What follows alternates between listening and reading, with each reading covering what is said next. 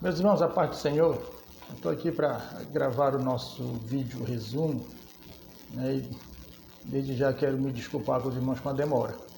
Estou aqui tentando gravar o trabalho para ver se a gente encontra um tempinho aqui para poder finalizar essa etapa. Já estou com uma semana de atraso e não pode esperar mais, tá bom? Irmãos, como vocês podem ver aí, a nossa disciplina é Epístolas Paulinas, né? Conjunto de cartas escritas pelo apóstolo Paulo, também chamado na academia de Epistolário Paulino, né? As Epístolas Paulinas, elas inauguraram uma nova fase, que vou passar aqui, da escrita de comunicação grega, né? Porque elas trouxeram uma forma diferente de se comunicar. Então, iniciando aqui, irmãos, nós temos os 27 livros do Novo Testamento, né? Que na sua grande maioria são cartas, né? 21 delas cartas ou epístolas, né? E destas 21, 13 são atribuídas a Paulo. Então Paulo é o grande escritor do Novo Testamento e também reconhecido como o grande doutrinador da igreja, né? Haja vista que 80% das doutrinas cristãs são doutrinas que saíram das penas de Paulo, né? Com o conhecimento que ele já tinha do judaísmo, acrescido agora a revelação do Cristo ressurreto na estrada de Damasco. Então fez Paulo ter uma visão mais ampla e um entendimento mais amplo do plano de Deus para a humanidade. Somado a isso, nós temos que acrescentar as revelações que Paulo teve, né? Ele disse que ele chegou aí até o terceiro céu, num arrebatamento no qual ele viu coisas tremendas, que ele mesmo depois disse que não era digno de referir. Tá certo? Mas a forma de comunicação grega ela foi praticamente mudada, ou uma nova forma foi inaugurada a partir das cartas de Paulo. A forma grega de escrever cartas era simplesmente fulano escreve para fulano e dá aquela saudação simples e entra no assunto que quer ser tratado, né? Já, por exemplo, na forma judaica, que é esse que é o ponto que Paulo acrescenta, Paulo pega a forma de escrever grega e acrescenta agora uma saudação judaica. Uma saudação judaica em que sentido? Uma saudação que agora envolvia a fé daqueles que estavam recebendo as suas cartas, dos seus remetentes, e que naquela ocasião era a fé cristã, né? Mas essa forma de escrever de saudação no cabeçalho, invocando a bênção ou fazendo referência à fé, era uma forma judaica de escrever e não grega. Então Paulo juntou a forma grega de escrever com a saudação ou a maneira de se comunicar judaica. Então, por exemplo, você vai ver aqui na forma judaica, ó, A, B, saudações longas. Aí ele colocou aqui como exemplo Paulo, Silvano e Timóteo, as igrejas dos Tessalonicenses, em Deus Pai e no Senhor Jesus Cristo. Graça e paz a vós outros. Quer dizer, essa forma de saudação era uma forma judaica, porque invocava, né, o nome de Deus, a fé que eles praticavam. E Paulo agora usa isso para se comunicar com os cristãos e, logicamente, usa na saudação a forma de crer agora cristã, tá certo? Então a gente percebe isso em várias cartas de Paulo, aquela saudação longa, invocando Deus, né? Os santos de Deus que estão em Corintos e aí Paulo vai nessa lógica aí, tá bom? Continuando aqui, irmãos, nós temos das cartas atribuídas a Paulo, das 13, nós temos as chamadas cartas individuais ou cartas pessoais, que são endereçadas a pessoas específicas. Aí nós temos Filemon, Tito e Timóteo, né? Haja vista que acredita que Filemon era um cristão de Colosso e há uma carta aos Colossenses. Então veja, uma carta foi à igreja e outra carta foi especificamente ao cidadão daquela, ou membro daquela igreja, especificamente tratando o caso de Onésimo, né? Então, mas Tito, por exemplo, é uma carta pessoal a Tito, é uma carta pastoral, porque trata de assuntos pastorais, mas foi endereçada a um pastor. É uma forma pessoal de Paulo dar conselhos e orientações a Tito, assim como a Timóteo. E existem as cartas endereçadas a grupos, que são o grande número de Paulo. São as cartas às igrejas, cartas à coletividade. né? E aí nós temos Romanos, 1 e 2 Coríntios, 1 e 2 Tessalonicenses, Gálatas, Efésios, Filipenses, Colossenses, e assim vai, tá certo? Então nós vamos estudar, ou eu vou fazer um resumo aqui, seguindo a ordem do cano bíblico, ou seja, como está a sua ordem na Bíblia ou no Novo Testamento. Então a primeira das cartas de Paulo, na ordem, não é a primeira em tempo de escrita, mas na ordem do Novo Testamento, carta de Paulo aos Romanos. É preciso dizer que Paulo escreveu a uma igreja que ele não conhecia, tá certo? Então ele escreve para preparar a sua ida a essa igreja. Ele pede perdão a essa igreja de ainda não ter ido visitar aquelas igrejas, e assim como ele diz no início da epístola, compartilhar a sua compreensão de evangelho, né? É considerada a carta mais teológica, há quem chame ela de o evangelho de Paulo, porque é aí que Paulo expõe o plano de Deus para a humanidade, ou para a salvação do homem. De maneira mais sistemática, ele trata na carta aos Romanos. Tá certo? Então, o escritor da carta, ou aquele que fez a redação, né, foi Tércio, tá certo? Um companheiro de Paulo. Isso era muito comum no mundo antigo. Os senhores terem escravos que sabiam ler e escrever, e escreviam aquilo que os senhores ditavam, que foi o caso aqui da carta aos Romanos. A gente não sabe em que condição Paulo escreveu ou mandou essa carta, dado que ele não escreveu, principalmente estava impedido de escrever de alguma forma, porque ele gostava de escrever de próprio punho, né? Mas nessa carta ele teve a cooperação de Tércio, tá certo?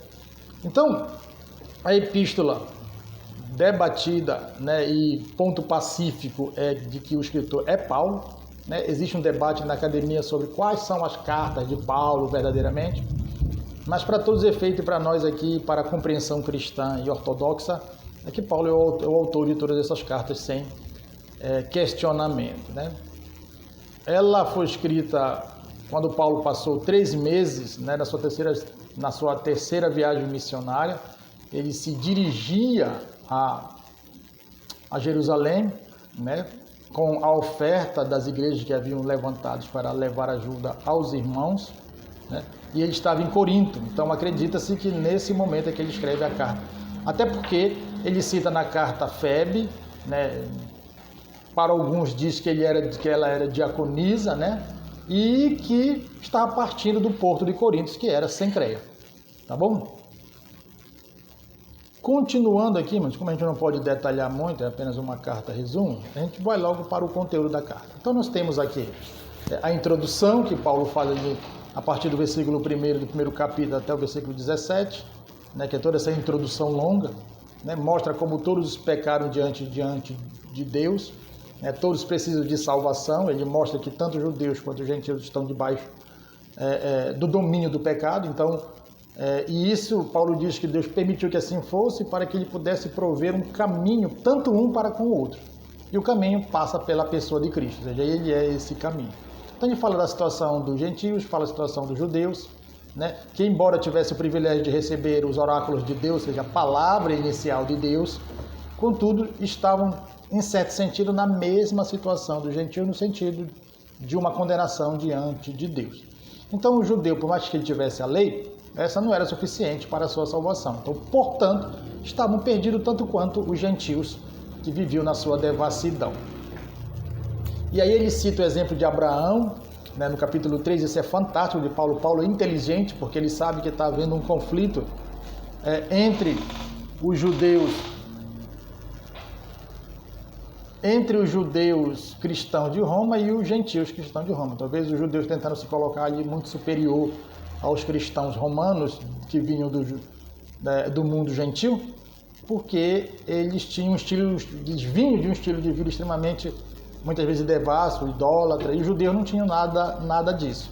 Talvez por isso Paulo quer aqui colocar cada um no seu lugar e mostrar que todos os dois, embora um tivesse um pouco mais de vantagem em relação aos outros, porque não vivia aquele estilo de vida depravado e idólatra, contudo, estava de igual forma sentenciado diante de Deus por causa dos pecados, tá certo? Aí ele cita Abraão e ele é fantástico nisso, porque ele vai mostrar que Abraão é chamado por Deus quando ainda era um gentio, e aí que Paulo vai quebrar as pernas dos judeus, né, maneira de dizer, para que os irmãos entendam, quer dizer, tentando mostrar para os judeus que desprezar os gentios, né, não é o melhor caminho. Abraão, que era o grande orgulho dos judeus, o pai da nação judaica, era um gentil quando Deus o chamou. Só depois que vem a circuncisão e tal, e todo o pacto.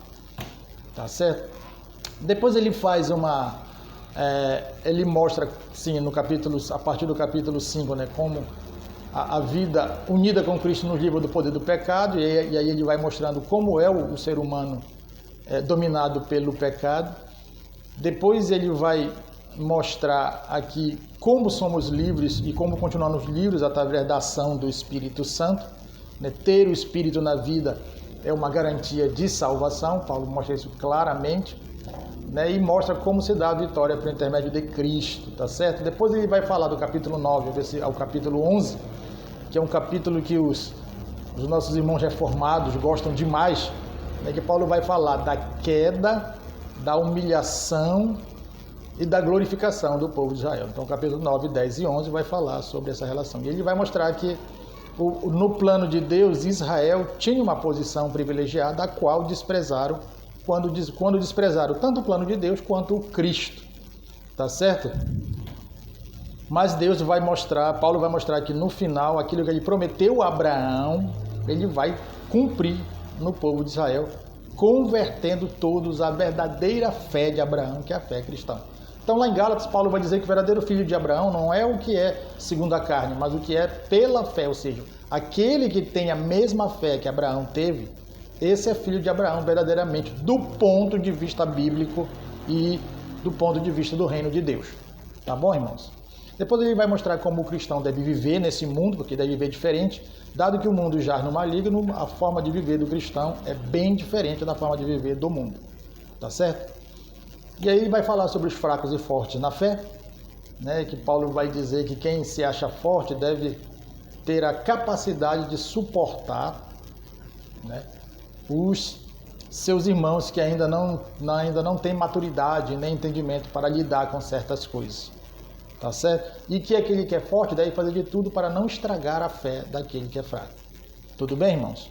Então, basicamente isso. Aí ele faz uma sequência de despedida, de louvores, né, e saudação de despedida, e finaliza a carta no capítulo 16. Tá bom?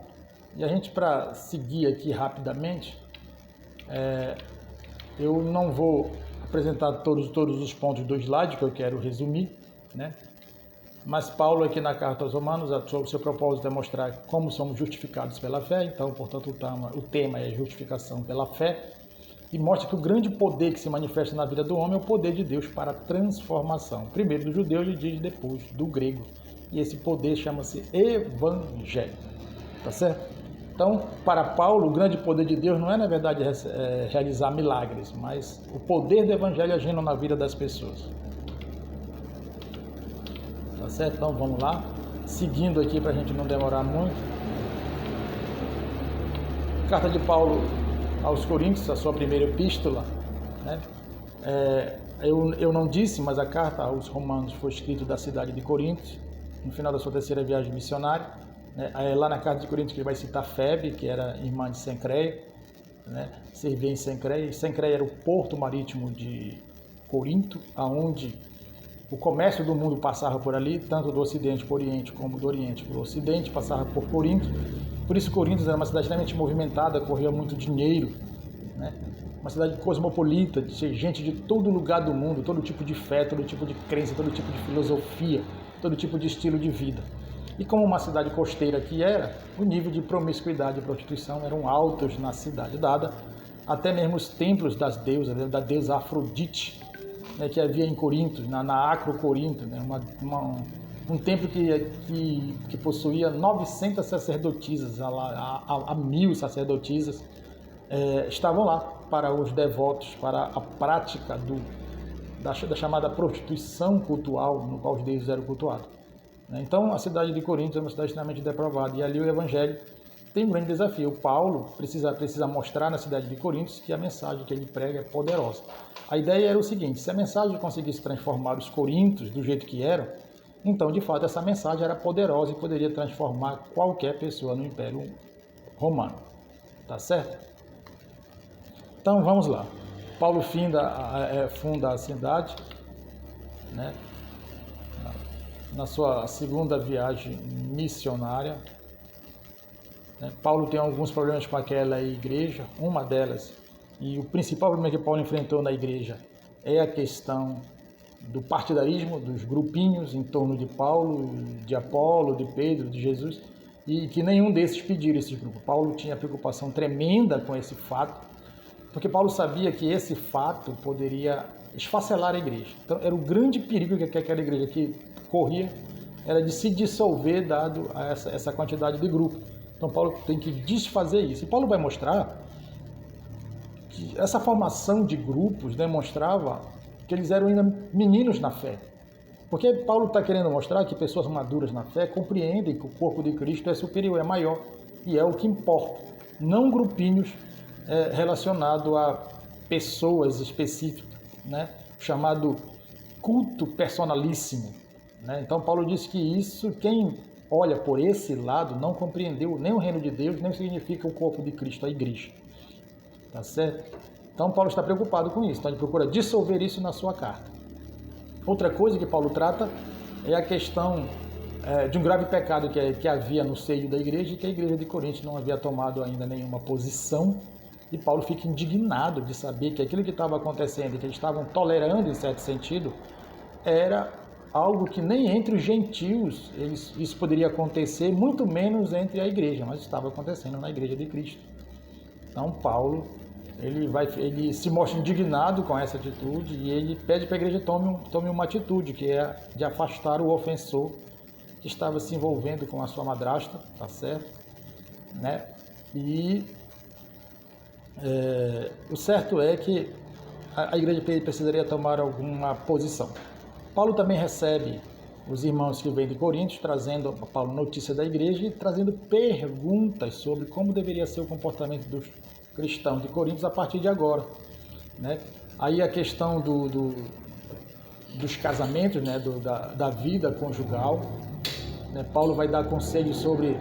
Uma pergunta que fizeram a Paulo é se deveriam casar naquele momento, e Paulo vai dar um conselho sobre isso, né? Falando das dificuldades que a igreja enfrentaria, né? sobre essa situação. Paulo vai dar uma instrução para o esposo e para a esposa, né? Porque havia uma pergunta se que o cônjuge convertido deveria permanecer com o cônjuge que não era convertido, né? Então Paulo vai dar uma instrução acerca disso, também acerca das carnes sacrificadas aos ídolos, né? Paulo vai dizer que o ídolo no mundo nada é, mas que o cristão estava numa outra dimensão. Então Paulo está mostrando que comer carne em si não há nenhum problema em si, porque o ídolo nada é no mundo. Entretanto, Paulo vai dizer lá no capítulo 8 que o que os gentios adoram, na verdade, não é a deuses que eles adoram, a ídolos, mas a demônios. Então Paulo está tentando mostrar que por trás dessas coisas, não o objeto em si, mas existe uma ação maligna por trás. Tá certo? E que Paulo vai dizer que, em certo sentido, a comida em si, quando recebida com ações de graça, ou seja, com oração, apresentação a Deus, né, ela é apenas comida e nada mais. Né? Depois ele vai tratar da questão da posição da mulher no culto. Né? Por quê? Porque no mundo grego, as mulheres eram sacerdotisas, então, portanto, elas falavam, muitas vezes elas dirigiam a forma de adoração nos templos pagãos, eram elas que profetizavam, né, num estado de transe assim, dando vazão àquilo que eles chamavam de espírito de Piton, né, que era o espírito que revelava as coisas. Né?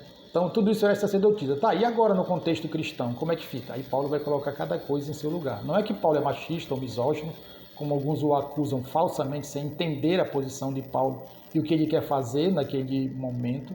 Paulo simplesmente quer organizar as coisas do ponto de vista cristão e do ponto de vista divino. Tanto prova que ele invoca a questão da ordem da criação, né? Ele vai falando em Deus, depois Cristo, depois o homem, depois a mulher. Não tentando dizer que a mulher é inferior ao homem, mas colocando cada um em seu lugar, no seu papel, conforme Deus os havia criado. É apenas isso, tá certo? Depois ele vai tratar dos dons espirituais, embora aquela igreja fosse extremamente complicada em todas essas questões que eu acabei de dizer e outras mais que a gente consegue perceber lendo a carta. Paulo vai mostrar que é uma igreja que tem dons, ou seja, que Deus se manifestava de alguma forma nela. Então Paulo está tentando mostrar também que esses dons precisam ser muito bem tratados na base do amor, né? Porque os dons são do Espírito e não dos crentes. Isso precisa ficar bem entendido.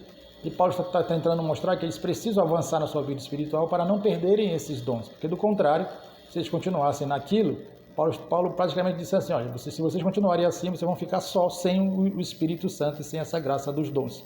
Então Paulo dá a entender isso para ele. Aí Paulo mostra o caminho excelente para se tratar os dons e para manter os dons no seio da igreja, que é o caminho do amor, tá certo? Então o uso dos dons, os dons não são para fazer alguém ficar orgulhoso ou superior aos outros, né? Não são isso, mas para que Deus manifeste o seu poder, a sua palavra e a sua graça entre o povo, né? E Paulo também trata um pouquinho lá no final da carta da questão da oferta aos irmãos da igreja de Jerusalém, que eram extremamente pobres, né? Continuando aqui, irmãos, para a gente não perder o fio da meada nessa carta aos Coríntios, há um ponto que é colocado no slide, os irmãos vão ver, que está assim: ao considerar o conteúdo dessa carta, ou seja, da primeira carta aos Coríntios, é sensato pensar que os princípios ali apresentados pelo apóstolo, né, a igreja daquela época, com tanta eficácia, são aplicáveis à igreja de hoje, com tanta eficácia como foram naquela época, né? Isto porque, embora as circunstâncias e formas dos problemas da igreja variem de época para época, em sua essência continuam sendo o mesmo. Ou seja, a ideia é que aquilo que Paulo falou àquela igreja, os princípios apresentados, princípios morais, éticos, cristãos, bíblicos, são válidos para nós hoje, porque embora nós estejamos num contexto, numa era completamente diferente daquela que Paulo escreveu a carta, os problemas do ser humano, em regra geral, são os mesmos. Por isso que os princípios apresentados lá servem para serem aplicados aqui. Tá certo? Porque, em essência, o ser humano continua sendo o mesmo, escravo do pecado e sujeito às suas concupiscências. A autoria, né, de Paulo é incontestável, né? Embora exista na academia, que não interessa para nós e nem para a teologia conservadora e ortodoxa, mas existe na academia um debate sobre qual seria realmente as cartas escritas por Paulo, né? Mas, basicamente, a maioria desses argumentos são frágeis em tentar dissuadir a autoria de Paulo, né? Então, a carta foi escrita, 1 Coríntios, em 50 ou a 57 da era cristã, né? Paulo encontrava-se na cidade de Éfeso durante sua terceira viagem missionária. Então, os irmãos vêm visitar Paulo e Paulo escreve essa carta a eles, respondendo uma série de questões e atentando para aquilo que estava acontecendo na igreja de Corinto. Tá certo? Então, essa é a questão. Tem alguns apontamentos aqui que a gente poderia trazer aqui, né, sobre a questão que Paulo trata de irmãos, processando irmãos em tribunais ímpios, né, que Paulo vai dizer que a igreja vai julgar o mundo e os anjos. Então, quer dizer, a igreja que vai julgar o mundo e os anjos não tem condição de julgar questões internas dela, né? Paulo mostra que isso é até uma vergonha, pegar os problemas da igreja, de irmãos entre igrejas, e levar perante juízes ímpios, né? Paulo não está desprezando a justiça humana em si dos homens, não é isso? Mas ele está mostrando que esse povo chamado igreja, ele é um povo superior ao ponto, no sentido de que vai julgar os anjos. Então, se nós vamos julgar os anjos, não temos condições de julgar as coisas relacionadas a esta vida. Então, é nisso que Paulo chama a atenção dos coríntios e puxa a orelha deles em relação a isso.